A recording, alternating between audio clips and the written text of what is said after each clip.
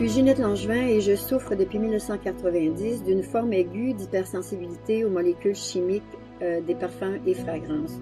Oui, c'est ma responsabilité de protéger ma santé en restant chez moi, mais impossible pour moi d'accepter d'être exposée aux produits parfumés du personnel soignant, aux nettoyants à fragrance des diverses cliniques, urgences, hôpitaux, centres d'hébergement partout au Québec.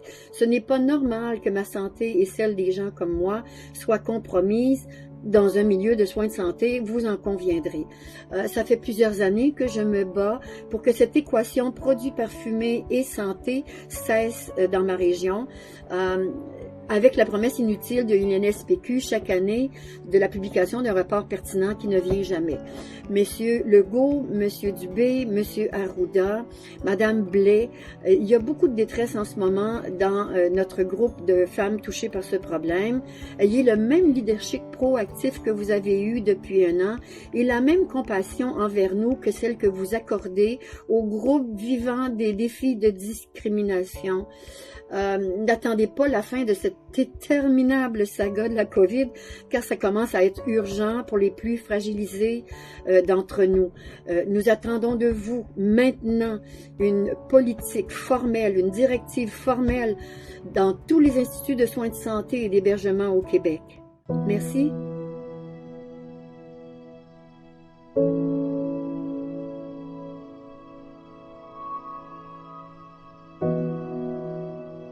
Mon nom est Madeleine Desloges. Je suis hypersensible aux produits chimiques, y compris les produits parfumés puis les fragrances. Vivre avec cette maladie signifie que je dois éviter toute contamination de ces substances dans mon milieu de vie. Chez moi, je peux faire les choix appropriés pour me protéger. Mais j'ai peur que si mes problèmes de santé s'aggravent, je me retrouve à l'hôpital ou en CHSLD, deux environnements sans politique visant à protéger les personnes comme moi.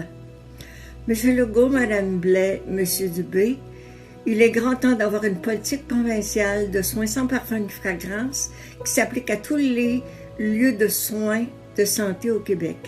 Ça existe en d'autres provinces, pourquoi pas au Québec?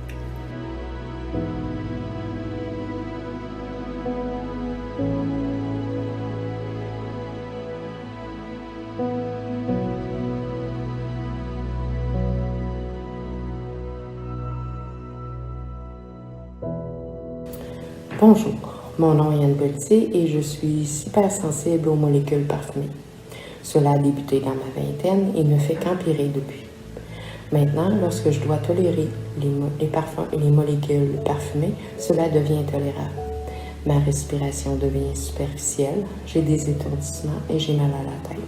Je deviens également irritable et colérique. Lorsque je dois absolument fréquenter une place d'affaires telle qu'une institution bancaire, une pharmacie, je suis agressée par leurs molécules parfumées qui exhalent de leurs locaux. Je plains les personnes qui ont ces intolérances, qui doivent subir des soins de santé dans un milieu qui ne tient pas compte de leurs réactions allergiques. Je n'ose imaginer ce que ce sera lorsque je devrai subir des soins de santé. Monsieur Legault, Monsieur Dubé, faites en sorte que nous puissions tous recevoir des soins de santé et des soins de longue durée, sans discrimination, sans parfum et sans fragrance. Merci.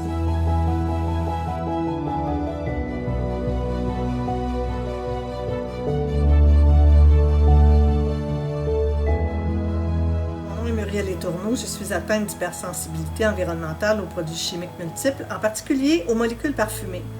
Monsieur Legault, je m'adresse à vous aujourd'hui en désespoir de cause. On est des milliers de Québécois à souffrir en silence, à ne pas pouvoir obtenir de soins de santé ou de longue durée sans compromettre notre santé. On a un guide ici au Québec, mais il n'est pas appliqué.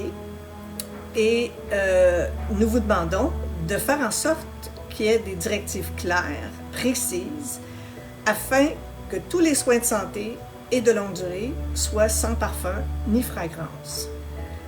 C'est vraiment important. En Nouvelle-Écosse, en Ontario, ils l'ont fait et ça fonctionne très bien. On a besoin de vous, Monsieur Legault. Aidez-nous.